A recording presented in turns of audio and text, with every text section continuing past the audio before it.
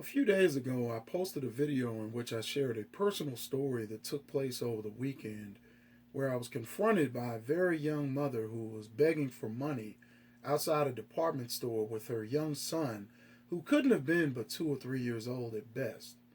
This woman was also very pregnant with another child on the way.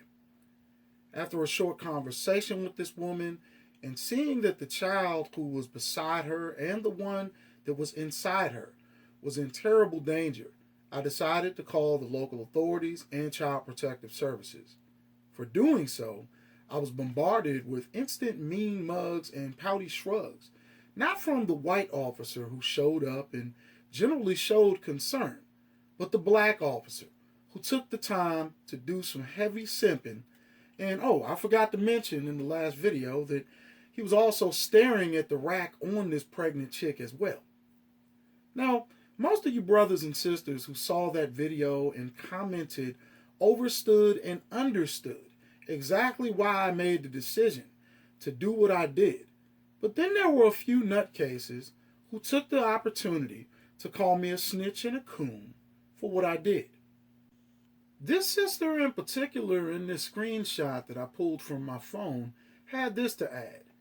And if you'll notice, these trolling pseudo-whack nationalist women love taking words that we have all created and given apt definitions to, due to the fact that they would rather defend the foolish, chaotic behavior of a fellow member of the Sisterhood of Failure, so when it's their turn to be critiqued, everyone lays off of them.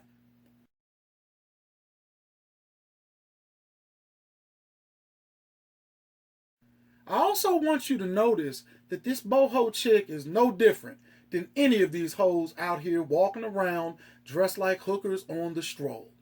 This is exactly what I mean when I have told you brothers in the past that just because some sister wraps a kente cloth around her ass doesn't make her a queen. The majority of these sisters with the Erykah Badu look are hoes in disguise.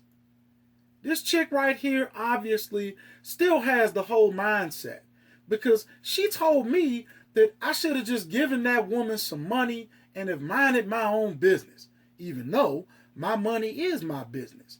And the woman actually came up to me asking for change.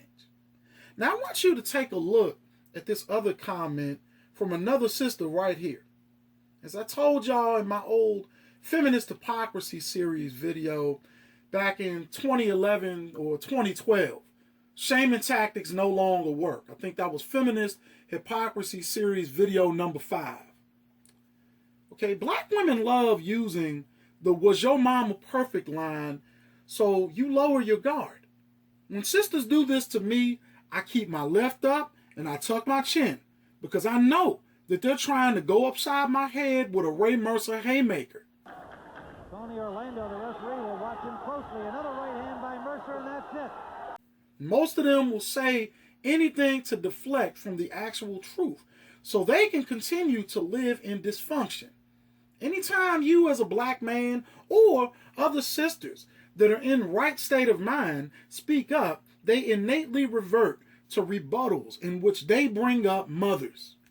And their reasoning for doing this is the fact that mothers and grandmothers have generally represented the moral fiber and consciousness of people historically.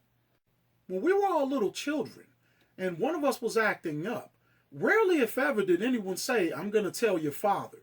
It was always, "I'm going to tell your mama." Nowadays, we can't even live by that credo. These women no longer embody righteousness because they revel in drama, civil disobedience, and outright genocide. Now, I screenshot those asinine comments that were left on the last video because I want to show you all something. And before I go on, I just want to thank the brother Yada Ben Israel for showing this story right here on the Facebook page, Say No to Single Mothers, which I will leave in the description box, along with the Morale Facebook page link as well. This story comes out of Portland, Oregon, where a newborn baby died in the cold with his homeless mother. Now, all you Rudy Poots and naysayers who came at me sideways telling me that I was wrong for calling the police and CPS on that pregnant woman with that toddler, I want you to see this story right here which I will also leave in the description box as well. Usually, when someone is proven to be right, they have every right to brag and tell folks that I told you so. But I can't stroke any feather in my cap or gloat at all over this because a baby has died. It says that the Portland area had been hit heavy with an ice storm, and this woman was out there with a newborn baby. The baby had lived for less than 24 hours and it never had a name, and it was born to a 34-year-old woman who was described as very mentally ill by an officer who interviewed her. The woman allegedly struggled to answer any questions as to where she was from or where the baby was born, other than by the miracle of immaculate conception. Which shows you that this woman, like most of these nutcase women, was blinded by religion to such an effect that she replaced reality with fantasy. Now, I'm not letting you dumbass dudes off the hook either, because the fact that one of y'all was getting the pussy from a woman like this speaks volumes and backs up what we keep saying when we tell you that y'all dodo birds will screw anything walking.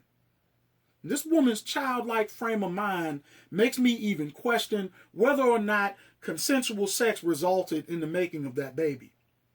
I mean, hell, even if she wanted it, we can't conclude consent because this woman more than likely has the mental capacity of a 5-year-old. Getting back on those of you who leave these senseless comments, you would rather those of us who use sound judgment as opposed to illogical choices that are socially acceptable not to get the authorities involved when these women have babies out in the cold, claiming that separating the mother from a child will scare him or her. Now, I would rather be frightened for a while away from my mother any day of the week than live the way some of these children are living. And when I saw that boy with his mother at that Target department store, he was already frightened. His eyes had dark circles because he was sleep deprived, and he was obviously hungry. Me giving that woman a couple of dollars wouldn't have done a damn thing but prolong the suffering that they were already going through.